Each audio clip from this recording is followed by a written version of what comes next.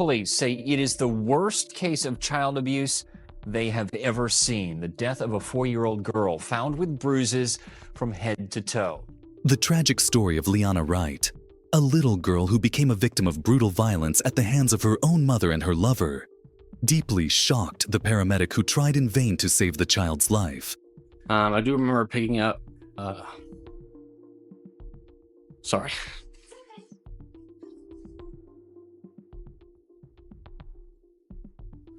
I picked up the little girl and she was limp. She was cold.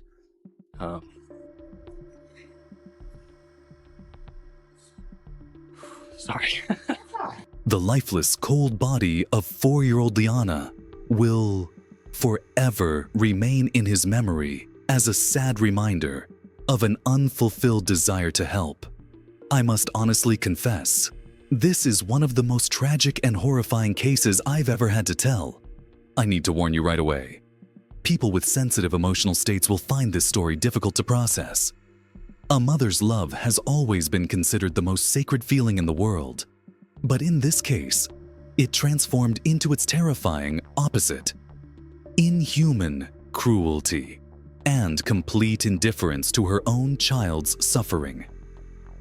Leiliana came into this world on January 22, 2012, in Galveston, Texas.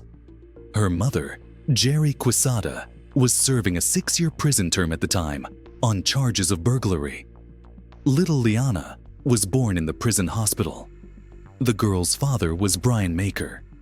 Leiliana grew up to be a happy, cheerful, and funny girl with an infectious laugh. She loved to sing, dance, and play with the chickens her grandfather and grandmother raised in the backyard. Leiliana's favorite song was 10 Little Monkeys Jumping on the Bed. 2 days after her birth, the little one was given into the care of her paternal grandparents, Elise and Craig Clackley. Her father, for some reason, could not take care of her, and her mother was still serving time in prison. So, the grandparents took on the responsibility of raising their granddaughter. They surrounded her with love and care, giving her a happy childhood in a beautiful home. The Clackleys treated Leiliana more like a daughter than a granddaughter. When the girl was under their care, they would sometimes take her to the prison to see her mother. The Clackleys also gave Jeri money, which she spent at the prison store. It is important to note that they were not even Jeri's parents, but the parents of Leiliana's father. However, this did not prevent them from supporting Jeri financially. The Clackleys gave the impression of being very kind and caring people. Leiliana was very lucky to find a cozy home under their roof. However, unfortunately, this did not last long. In December 2013, when the girl turned 2, her mother Jeri was released from prison on bail early and immediately took away the Clackleys' right to custody of Leiliana. Jeri was not just a convicted criminal. She also had a dependency issue, and her older children had long been taken away by Child Protective Services. She had not had the right to take care of them for many years. Currently, they all live with their father. In 2007, in Illinois, Jeri was arrested for a domestic incident.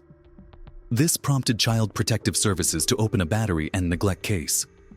In 2008, Jeri was arrested again for driving with an open bottle of alcohol in the car.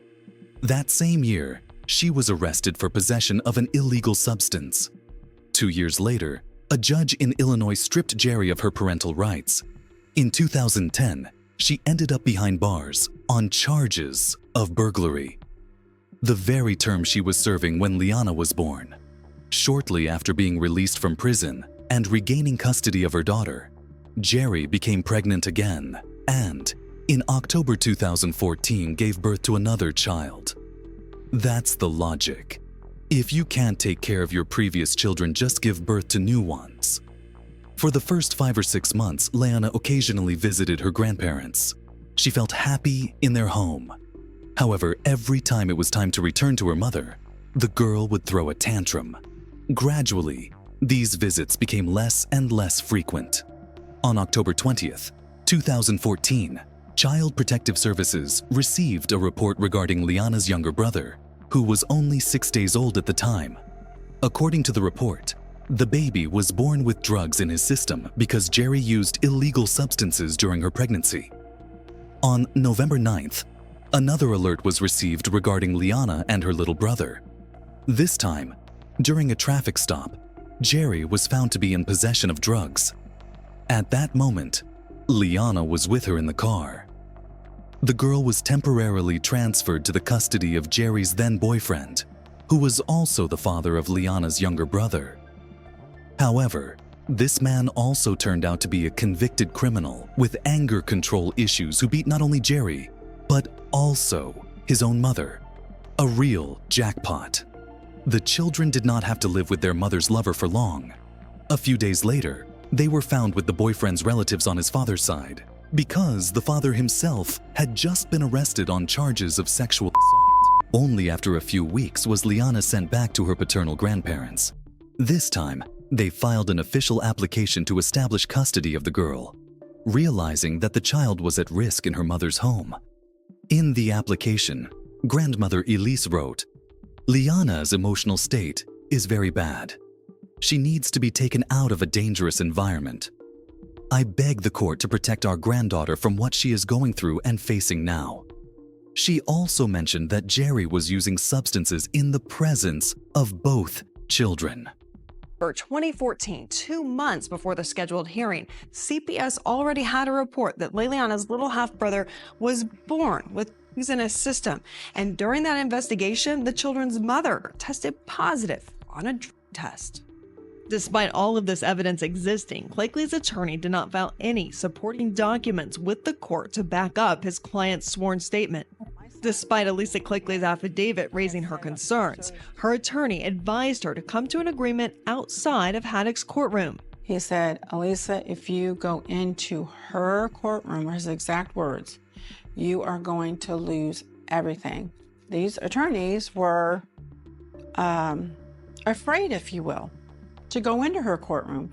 Both parties agreed to give Leiliana's mother custody and guarantee the Clekley's visitation rights.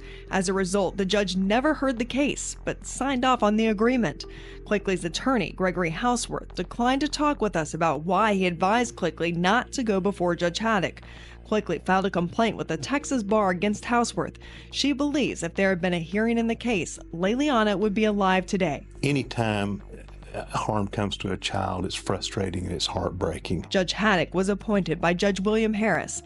In April of last year, a month after Leiliana's death, Judge Harris told us there was no court documentation of CPS's involvement, and that is possibly one reason why critical information did not come to light. It certainly appears that there should have been a hearing on this case. It certainly appears that the court should have been given some evidence about the mother and about her circumstances. And I think it's tragic that the court never was allowed to hear that evidence. Ultimately, the charge of possession of substances, for which Jeri was arrested in November, only cost her a few weeks behind bars. Upon her release, she settled in her mother's house and regained custody of Leiliana. After Jeri's release, the Cleckleys still occasionally saw their granddaughter twice a month, according to the court agreement, and representatives of Child Protective Services began visiting the home where Leiliana lived with her brother on a monthly basis. Then, on February 23, 2015, Leiliana's grandmother expressed serious concern to a Child Protective Services worker. She said that the girl came to visit them with marks on her face and an injured lip. In response, the social worker called Leiliana. During the conversation, the girl disclosed that her mother had caused her facial injuries. Child Protective Services received photos with evidence of the beatings. The next day, a worker went to Jeri's mother's home, where Leiliana was living at the time, to check on the situation. This time, the girl again confirmed to the social worker that her mother had hit her in the face. But Jeri and her mother denied causing the child any physical harm. Both women claimed that Leiliana was very clumsy and constantly bumped into things. During a subsequent interview, the girl told representatives of Child Protective Services that she had actually just run into a wall, which caused her lip to split. Of course, most likely the child was well instructed because, as I said, This conversation took place later. Probably the mother ordered her not to tell the truth. Therefore, the version of events changed. On April 3, 2015, the investigation was closed and any abuse was ruled out. This, despite the fact that Jeri's mother described how timid and fearful Leiliana was. The woman described her granddaughter as a quiet and shy girl who silently looked at things and pointed at them with her finger instead of asking for them with words. Leiliana was also afraid of loud and sudden sounds and didn't leave her room without permission. In September 2015, Jeri and the two children, over whom she somehow still retained custody, moved in with a new boyfriend named Charles Phifer. They settled together in a house in Grand Prairie that had previously belonged to Jeri's now deceased grandmother. After a few months of living together, Jeri returned with the children to the home of her mother, Leiliana. But even though they no longer lived under the same roof, Jeri regularly visited Charles to share in their dependency. As we can see, Charles is quite a piece of work. Child Protective Services had already dealt with him before. His file contained incidents from New Mexico and Texas. In 2003 and 2005, he faced accusations of child neglect and physical abuse stemming from domestic conflicts. However, these allegations were never substantiated. In 2011, the service had to take Charles's daughter into their custody, and later, the girl was given up for adoption. On top of everything else, he had dependency issues at that time, specifically with substances. In January 2016, Child Protective Services received another report with concerns about physical misconduct, inappropriate contact, and negligent care on the part of Jeri. The report mentioned that these acts were perpetrated by another family member, but their name was not given. Service workers tried to meet with the family several times until they finally succeeded on February 9, 2016. During that visit, Jeri, of course, denied any abuse. However, the social workers noticed a purple bruise under Leiliana's left eye, another older bruise under her right eye, and an old bruise on her arm. Jeri explained that the bruise under the right eye, which was already healing, had appeared a year ago when Leiliana hit a table. According to the woman, the bruise had not gone away since then. The other bruise under the left eye, according to Jeri, was caused by the girl falling during a tantrum, and the bruise on the arm, as it turned out, was inflicted by Jeri's acquaintance, whom she asked to look after Leiliana. This friend, as it would later turn out, was none other than Charles Phifer. When asked about the origin of the bruises, Leiliana herself said that she did not remember exactly how they appeared. Instead, she accused another family member of indecent acts. Jeri was ordered to stop any contact between Leiliana and the relative the girl accused of abuse. She also had to keep her daughter away from the friend who gave Leiliana that bruise on her arm. Jeri agreed to comply with these requirements, but she did not keep her word. Due to new suspicions of domestic incidents, on February 17, 2016, Child Protective Services filed an official application. It mentioned a high probability of removing the children from the family. However, this never happened, and all further attempts to contact the family proved futile. Then, on March 13, 2016, Child Protective Services received their last report regarding Leiliana. It was about her death. Shortly after midnight, Grand Prairie Police were called for a medical emergency to the home of Jeri's deceased grandmother. This was where Leiliana was left in Charles's care. When the medics arrived at the scene, they found 4-year-old Leiliana, who was no longer breathing. 75% of her face was covered in bruises. One eye was so swollen that the girl was unlikely to be able to see anything with it. There were marks from restraints on her wrists.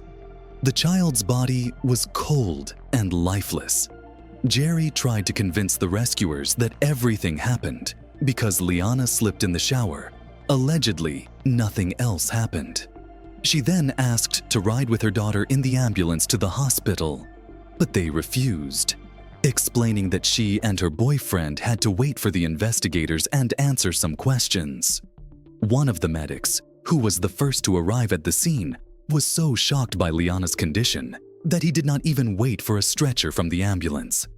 He scooped the girl up in his arms and carried her outside.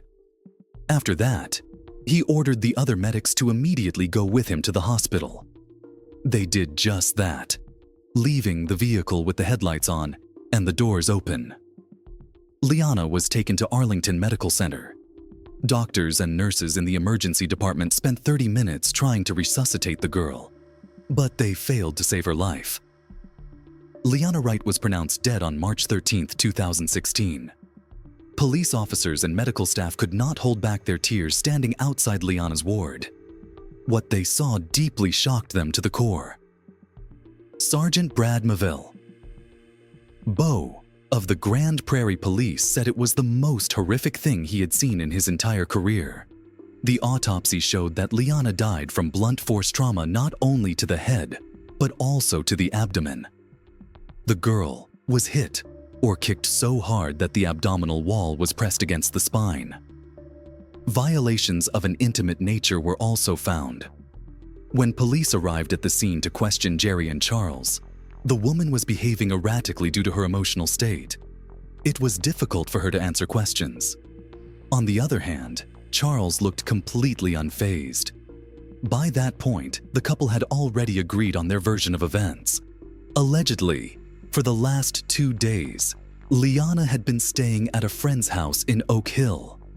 When the girl returned home, she was already covered in bruises. Jeri and Charles assumed that the beatings were inflicted by the older sister of that friend. After telling this version of events, Jeri asked to speak with the police officer alone. The officer took her to his patrol car, and there the woman finally told what had really happened to her daughter that night.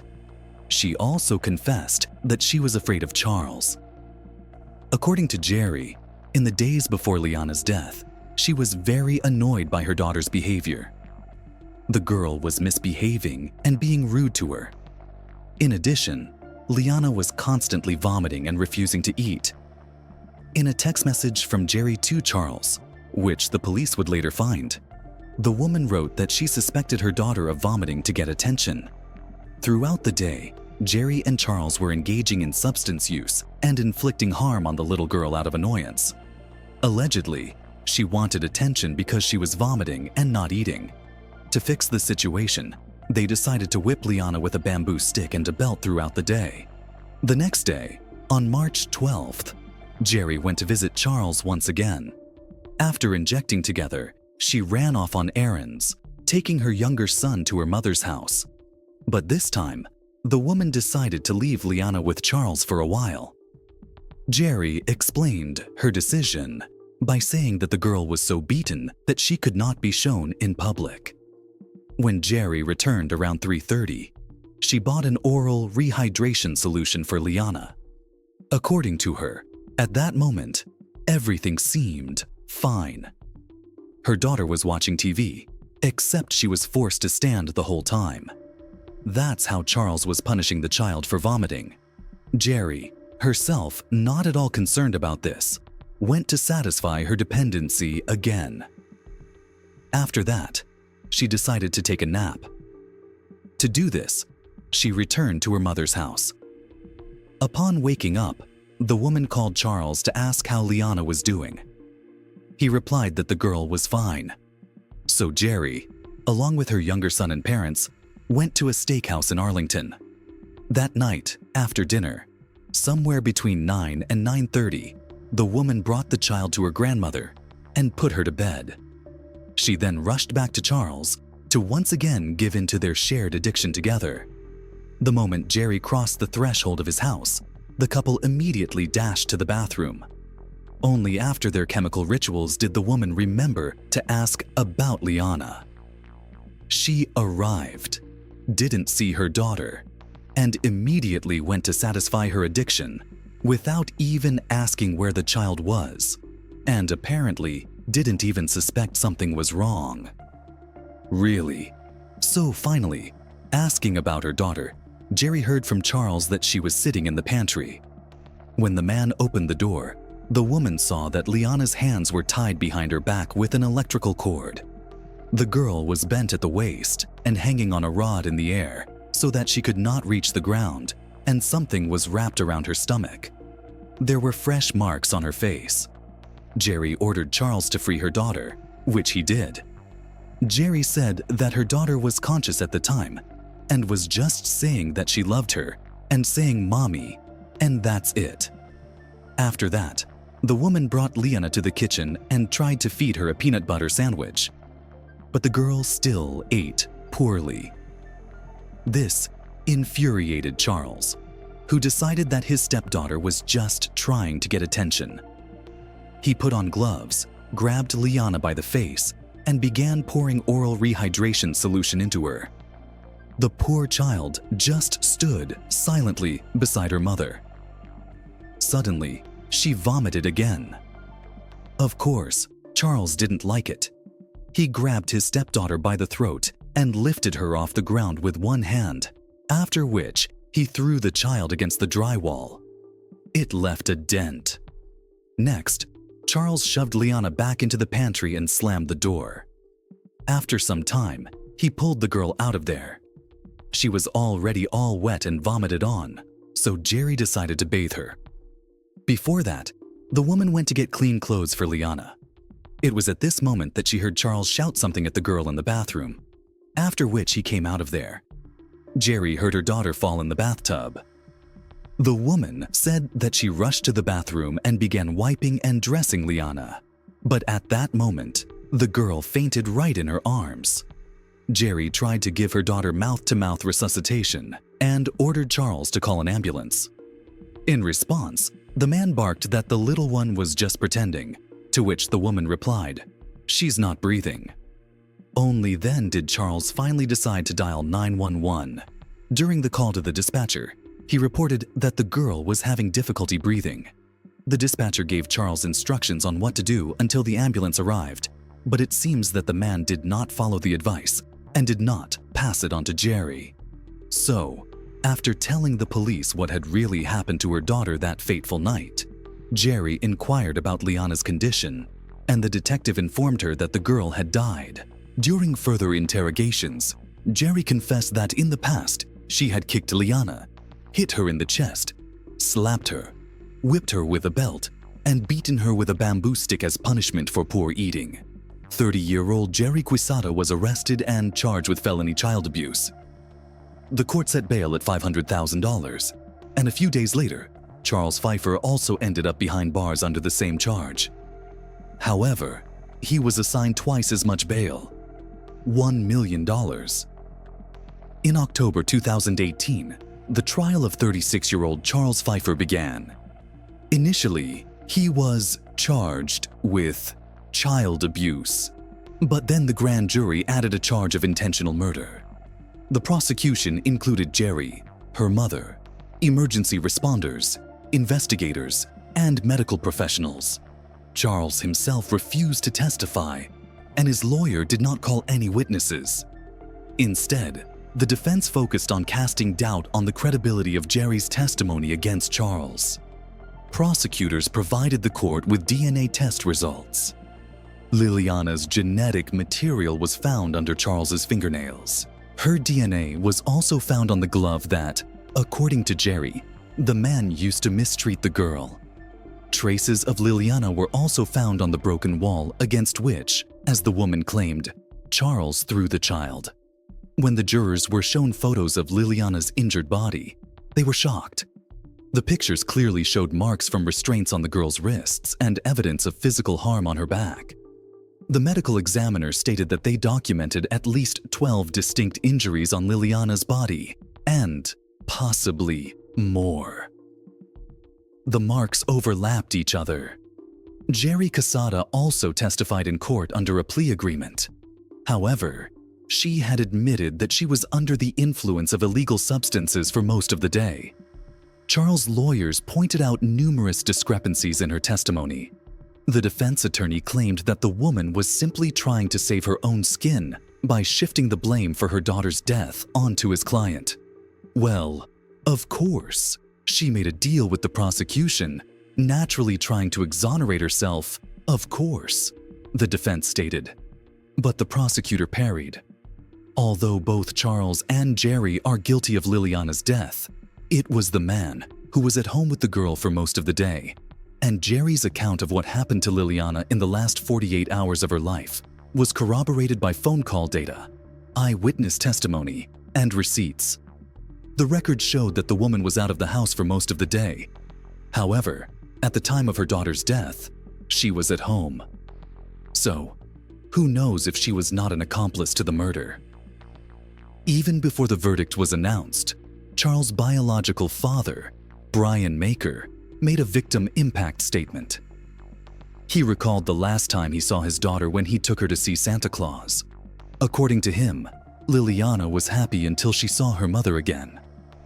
Addressing Jeri in the courtroom, the man said, "The moment she saw your car, she screamed, cried, and begged not to send her to you. You should have given her to me." Brian said that he still hears his daughter's frightened voice in his nightmares. "Why is this not even enough for you, sir? So I'm not getting my daughter back? I will never be able to walk my daughter down the aisle." He added that many people loved his little girl, and he expressed regret that his parents' attempt to gain custody did not succeed before her death. "They're both trash, plain and simple, especially you. You should have given me my daughter. You know, you took Leiliana from us.